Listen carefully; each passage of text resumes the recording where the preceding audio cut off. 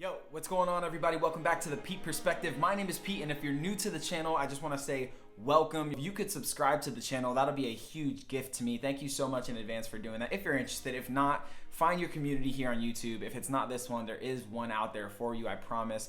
Go find it and just find people that you connect with. It's an awesome thing when that happens. Today, I am stoked because finally, after, 2015, 2016, 2017, 2018, 2019, 2020, 2021, after 7 years. 7 years later. I am actually going to be unboxing a brand new MacBook Pro.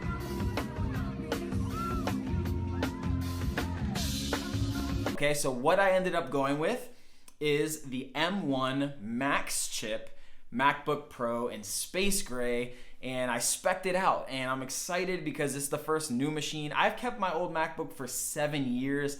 That thing, as I run my Adobe programs to design websites and all that sort of stuff that I'm doing right now, I'm just so ready for a new machine. It's literally not that I'm ready, like I need it. It's always an investment. All of this stuff is ultimately things that are gonna make me money, and so you wanna purchase things, you wanna invest your money into things that are actually going to make you money and that are investments and not just gonna instantly depreciate. And it's not always monetary value as well, like the Apple Watch, which I have the Watch Series 7 in aluminum. So that's an investment in my health. For some reason, when I see the rings, I am so much more motivated to work out and exercise and take care of my body. That's a health investment, right? Just excited that I'm gonna have a fast machine. I definitely, for what it's worth, I went overboard. I don't think I need the M1 Max chip per se. I think I probably would have been fine with the M1 Pro.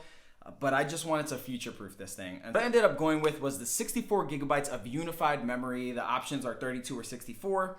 And of course, you're paying every time you spec out and max out your laptop. So the solid state drive or the SSD, I ended up going with 2 terabytes. It goes 1 terabyte, 2 terabytes, I think 4, and then 8.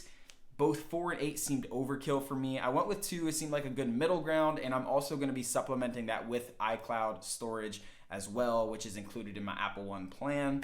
So I think I'm gonna be okay. I pay monthly for 2 terabytes of iCloud storage, and I haven't even gotten close to touching that. So hopefully I can keep my files on my Mac and then also backed up on a physical, local hard drive as well. This new model of the MacBook, it did come with a Magic keyboard, goodbye butterfly keyboard. This Mac, as I've watched a ton of videos on this and everybody's kind of saying the same thing.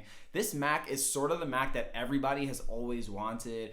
It seems like Apple, for once, kind of listened to everybody's feedback and then created a product surrounding that. And so this Mac in particular went with the Magic keyboard. Previous Macs actually showed the color of the chassis through the keys. So in between each individual key button, you saw the actual, aluminum of whatever color chassis you got, whether it was space gray or silver, etc.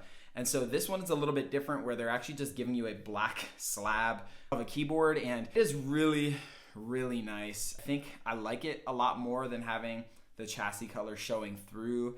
I think it looks a little bit more unified from a design perspective. Again, being a designer, that's where my eyes go instantly. First is just the design of this product, and then second is sort of all the specs and internal type of things that we can get into. This thing is gonna be with me for hopefully the next 5 years. And yeah, so I just kind of spec'd it all out. When it was all said and done, I ended up spending around $4,800 for this machine. Again, it's an investment. If you take $4,800 divided by my income for the next 5 years, the breakdown is significantly reasonable. Of course, I'll be able to write that off as a business expense, which hopefully if you guys are using it for business, which if you're getting a MacBook Pro, let me just say you should be earning money back from it. It should be an investment. And so if you're just looking for a computer to do email, YouTube, kind of more simple stuff, I would highly recommend going with the M1 MacBook Pro or even the MacBook Air with the new Apple Silicon. Those things are going to be significantly more affordable and also significantly more in line with what your specific use cases are and needs are. So with what I do, I often have pretty RAM hungry applications open all at once, like InDesign, Adobe Illustrator, Photoshop, working with large files and all that sort of stuff. So I needed something that was going to be able to do all that and also play music and also have video calls and all the things. The new mini LED screen on the 16-inch MacBook Pro is ProMotion 120 hertz, so I'll be able to take advantage of that, really fast refresh rate when I'm on the go. With designing, like, I could see wanting a really high refresh rate doing animation or doing a lot of video work, but for what I do, it's a lot of like static imagery but large files, and so it is RAM hungry, it's all those things. But from a refresh rate perspective, I've never wanted necessarily a really fast high refresh rate or ProMotion on my MacBook itself. So I think I'm gonna be okay. I am happy to have 120 hertz on my phone. Makes sense. Scrolling, swiping, doing all that sort of stuff, zooming in, that makes sense. I'm happy to have a high refresh rate on my iPad Pro. Again, zooming, pinching, swiping, all those things. When it comes to my Mac, I don't think I'm gonna feel that as much, but I'll let you guys know as I begin to use this machine. But again, just a quick little unboxing. Just wanted to show you guys what this thing felt like in hand. You have the space gray. The 16-inch, from what I understand, is pretty heavy. So, I think if you're debating if you need it to be super portable, consider the 14-inch. It's slightly lighter, but at the end of the day, like, if you're gonna spend the money and you do need to spec out the machine because it's gonna be like your go-to workhorse, don't just consider portability, because a lot of the times you're not gonna be working in a portable place. Like, you might have a setup somewhere, and so if you do have a setup, it's gonna be docked, and so you're not gonna necessarily feel that tension a whole lot. But guys, like I said, super stoked. I'm excited to set this thing up, and obviously you have the notch and all that sort of stuff, and the notch is not a big deal to me. I don't mind it. Your menu bar, if you fill it up enough, that it'll actually go behind the notch, and your mouse, as you're moving it from left to right, goes behind the notch. So little interesting choices. My guess is that Apple's gonna, iron some of those wrinkles out in the upcoming Monterey software update. So I'm just not too worried about it. The notch, I'd rather have slimmer bezels. That's probably more important to me. Again, if the notch didn't need to be there, of course, like, get rid of the notch.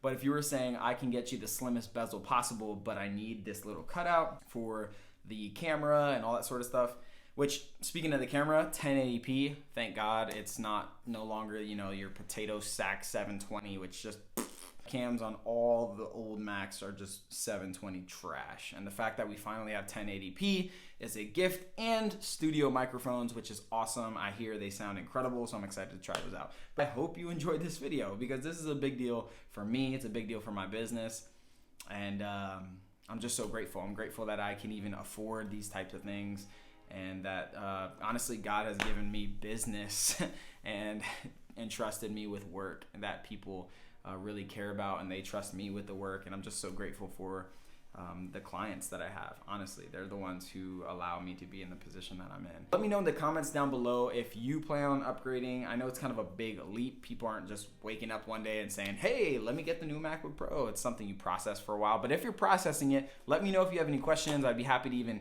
email you a photo of a specific area if you want to see how the notch works or anything like that.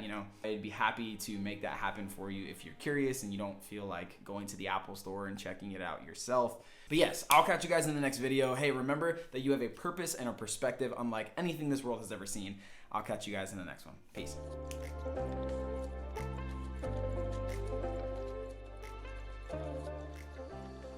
Thank you for sticking around, liking this video, commenting, subscribing. It helps the channel out a lot. Catch me on some of the other social platforms. I'm on Instagram and Twitter at Pete__Rodriguez. You could also find me on Dribbble, Behance, and of course my website. And I just want you to know, your perspective matters. This is our community. It's you and I. We're in it together, all right? I'll see you guys next time.